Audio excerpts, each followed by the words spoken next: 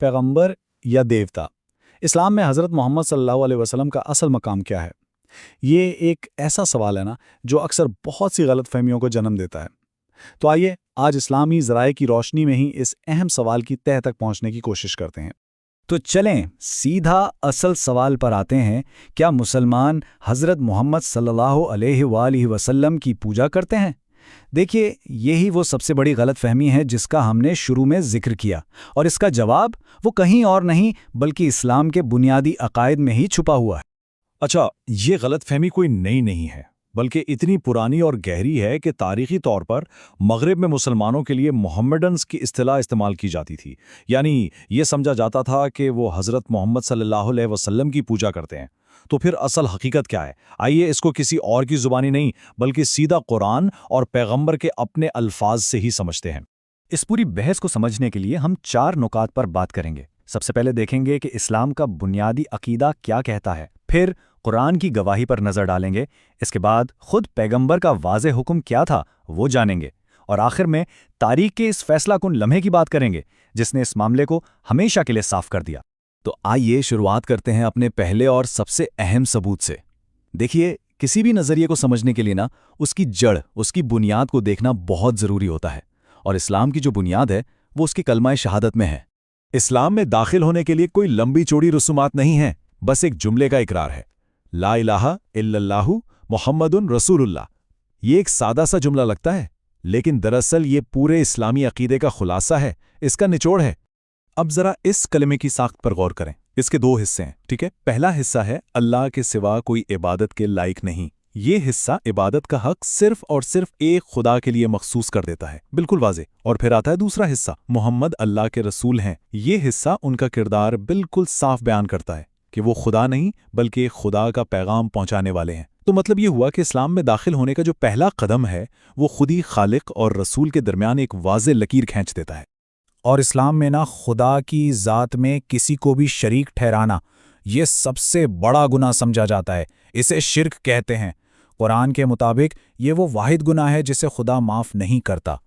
تو جب معاملہ اتنا سنگین ہو تو کسی نبی کی عبادت کا تو سوال ہی پیدا نہیں ہوتا۔ یہ تصور ہی اسلام کی بنیادی تعلیمات کے بالکل خلاف ہے۔ اس فرق کو ایسے بھی سمجھا جا سکتا ہے کہ ایک طرف ہے خالق یعنی اللہ، اور دوسری طرف ہے اس کی بنائی ہوئی ہر چیز یعنی مخلوق۔ اس مخلوق میں پیغمبر محمد بھی شامل ہیں، تمام انسان بھی، اور یہ پوری کائنات بھی۔ تو اسلامی عقیدے کے مطابق عبادت کا رخ ہمیشہ مخلوق سے خالق کی طرف ہوتا ہے، کبھی بھی خالق سے مخلوق کی طرف نہیں ہو سکتا۔ یہ ایک بنیادی اصول ہے۔ اچھا، تو یہ تو ہو گئی عقیدے کی بنیاد۔ اب چلتے ہیں اپنے دوسرے ثبوت کی طرف، اور وہ ہے خود اللہ کا کلام یعنی قرآن۔ آئیے دیکھتے ہیں کہ قرآن پیغمبر کی حیثیت کے بارے میں خود کیا کہتا ہے۔ قرآن میں اللہ خود اپنے پیغمبر کو یہ حکم دے رہا ہے کہ وہ لوگوں کے سامنے اعلان کریں، کہہ دو کہ میں تو تم جیسا ہی ایک انسان ہوں۔ غور کریں، یہ پیغمبر کا اپنا بیان نہیں ہے، یہ اللہ کا حکم ہے کہ وہ اپنی انسانی حیثیت کو، اپنی بشریت کو بالکل صاف صاف بیان کر دیں۔ تو قرآن کے مطابق اہم بات یہ ہے کہ پیغمبر ایک مکمل انسان تھے۔ وہ ہماری طرح کھاتے پیتے تھے، سوتے تھے، خوشی اور غم بھی محسوس کرتے تھے۔ ان میں اور باقی انسانوں میں فرق صرف ایک تھا کہ انہیں خدا نے اپنا پیغام پہنچانے کے لیے چنا تھا۔ وہ پیغام لانے والے تھے، خود پیغام نہیں تھے۔ تو ہم نے اسلام کی بنیاد دیکھ لی، قرآن کا حکم بھی دیکھ لیا۔ اب آتے ہیں ثبوت کی تیسری اور شاید سب سے ذاتی کڑی کی طرف، کہ خود پیغمبر محمد صلی اللہ علیہ وسلم نے اس بارے میں کیا کہا۔ دراصل پیغمبر صلی اللہ کو اس بات کا اندیشہ تھا کہ کہیں ان کے ماننے والے محبت میں، ان کی تعریف میں حد سے آگے نہ بڑھ جائیں اور انہیں خدا کا درجہ نہ دے دیں۔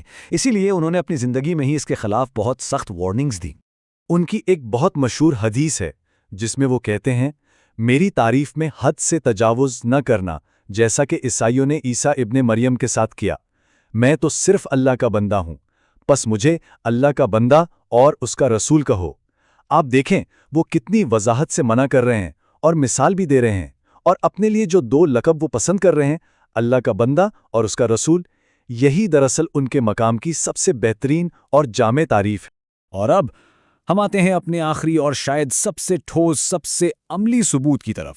یہ تاریخ کا ایک ایسا جذباتی لمحہ ہے جس نے سوال کو ہمیشہ کے لیے حل کر کے رکھ دیا۔ सोचिए वो वक्त जब पैगंबर मोहम्मद सल्लल्लाहु अलैहि वसल्लम का इंतकाल हुआ। उनके सहाबा, उनके साथी गहरे सदमे और गम में डूब गए। कुछ को तो इस बात पर यकीन ही नहीं आ रहा था कि वो अब इस दुनिया में नहीं रहे। जाहिर है माहौल बहुत ही जज्बाती और नाजुक था। ऐसे नाजुक लम्हे में पैगंबर के सबसे करीबी साथी और पहले खलीफा हज़रत अबू बकर खड़े हुए और उन्होंने वो तारीख़ी जुमला कहा, जो कोई मोहम्मद की इबादत करता था वो जान ले कि मोहम्मद का इंतकाल हो चुका है, लेकिन जो अल्लाह की इबादत करता है वो जान ले कि अल्लाह जिंदा है और वो कभी नहीं मरेगा। इस एक जुमले ने जैसे सब कुछ बदल दिया। उसने फ़ौरन तमाम लोगों की तवज्जो फ़ानी पैगंबर से हटाकर लाफ़ानी खुदा की तरफ वापस मोड़ दी।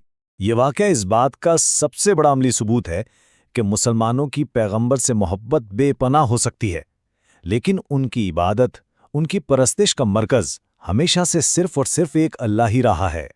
तो खुलासा क्या निकला? खुलासा ये है कि मोहब्बत और एहतराम ये पैगंबर के लिए हैं और ये ईमान का एक अहम हिस्सा है। लेकिन जहाँ बात आती है इबादत की, सजदे की, दुआ मांगने की, तो ये तमाम आमाल सिर्फ़ और सिर्फ़ अल्लाह के लिए हैं। ये वो वाज़े सुर्ख लकीर है जिसे इस्लाम में कभी पार नहीं किया जा सकता। और आखिरी बात जो शायद सबसे अहम है वो ये कि मुसलमान पैगंबर की इबादत नहीं करते, बल्कि वो उसी एक खुदा की इबादत करते हैं जिसकी इबादत खुद पैगंबर मोहम्मद सल्लल्लाहु अलैहि वसल्लम अपनी पूरी ज़िंदगी करते रहे। तो हमने देखा कि इस्लाम में पैगंबर का मकाम बिल्कुल वाज़ेह है। वो सबसे ज़्यादा काबिल एहतराम रसूल हैं, लेकिन माबूद हरगिज़ नहीं। अब ये फ़र्क समझना सिर्फ इस्लाम को समझने के लिए ही ज़रूरी नहीं है, बल्कि यह हमें एक बड़े सवाल पर सोचने की दावत भी देता है। वो सवाल ये है कि जब हम एक पैगाम लाने वाले और एक माबूद के दरमियान इस फ़र्क को समझ लेते हैं, तो क्या ये दूसरे अकायद और मज़ाहिब को देखने के हमारे नज़रिए को भी बदल सकता है?